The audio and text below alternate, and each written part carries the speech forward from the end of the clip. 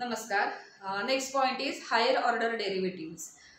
Derivatives बघितलेत, त्याचे answers काय येतात ते आपण बघितलेत. ती आन्सर्स ऑब्झर्व केलीत तुम्ही तर असं लक्षात येईल की जे आन्सर आलंय ते सुद्धा काय असतं, फंक्शन असतं. मग ते function it may be constant function or algebraic function, trigonometric function, whatever it is.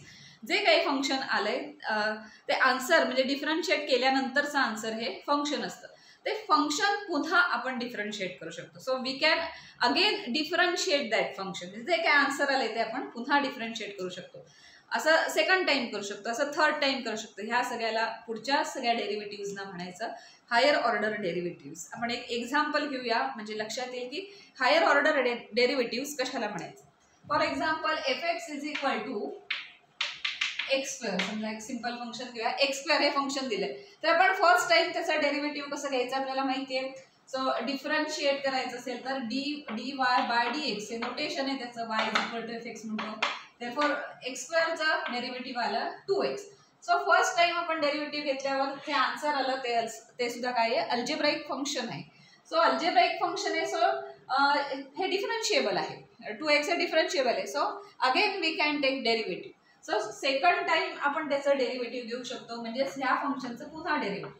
So D by d x of which function, dy by dx means dy dx of this 2x. आता ह्याचं notation काय form होतं ते आपण बघूया.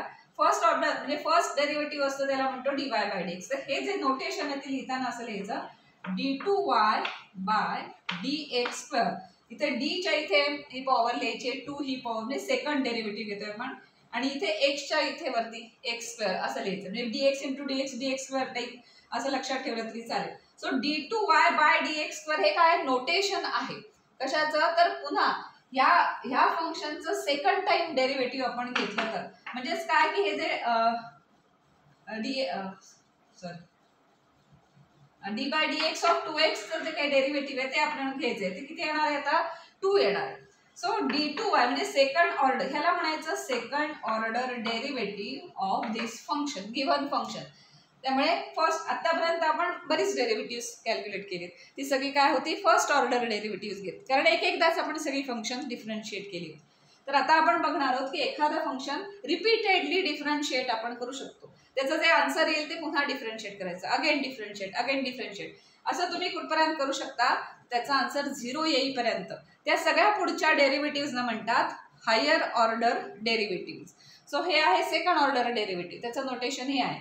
त्याच्या पुढे अजून जर डेरिव्हेटिव्ह आपण घ्यायचं म्हटलं तर त्याचं नोटेशन असं आहे, next derivative d3y by dx square. सोपं आहे नोटेशन, लक्षात ठेवायचं. तर 2चं डेरिव्हेटिव्ह किती आलं, 0. आता d3y बाय dx स्क्वेअर ह्या प्लेसला आपलं डेरिव्हेटिव्ह घेणं संपणार आहे, बिकॉज इथे आन्सर 0 आलाय. सो जी काही पुढची सगळी हायर ऑर्डर डेरिव्हेटिव्ह ते 0च येत राहणार आहेत, तर त्याच्या पुढे जायची गरज नाही आपल्याला. तर इथे ह्या फंक्शनचं थर्ड ऑर्डर डेरिव्हेटिव्ह पर्यंतच डेरिव्हेटिव्ह घेता येतात, बिकॉज त्याच्या पुढची डेरिव्हेटिव्ह सगळी 0च येणार आहे. सो हे फंक्शन डिफरन्शिएबल आहे आणि असं करत करत आपण त्याचं first derivative, second order, third order derivative असं घेऊ शकतो.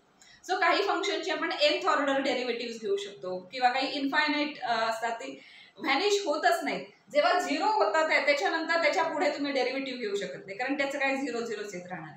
पण अशी काही फंक्शन्स आहेत जी व्हॅनिश होत नाहीत, 0 होतच नाही. So infinite times you can differentiate it infinite times. ते पण बघूया एक्झाम्पल म्हणून. सो nth ऑर्डर डेरिव्हेटिव्ह हे थर्ड ऑर्डर डेरिव्हेटिव्ह, तसेच त्याचं नोटेशन आहे nth order derivative dly by dx raise to n.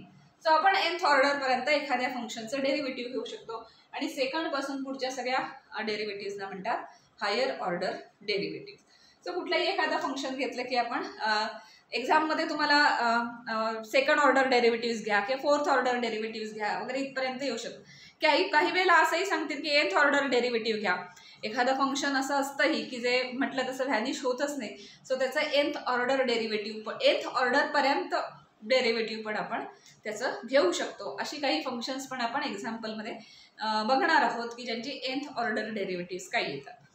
पण काही फंक्शन्स अशी आहेत मेनली अल्जेब्राइक फंक्शन्स ज्यांची सेकंड, थर्ड, फोर्थ पर्यंत डेरिव्हेटिव्ह येतात अँड देन दे व्हॅनिश, म्हणजे ते 0 येतं आणि मग पुढे तुम्ही डेरिव्हेटिव्ह त्याचं घेऊ शकत नाही. सो अशी काही एक्झाम्पल्स बघणार आहोत आणि जे विचारलं असेल सेकंड थर्ड तिथपर्यंत आपण त्याची डेरिव्हेटिव्ह घ्यायचीच. म्हणजे सिंपल आहे, आलेल्या आन्सरचं पुन्हा डेरिव्हेटिव्ह घ्यायचं आणि असं घेत राहायचं.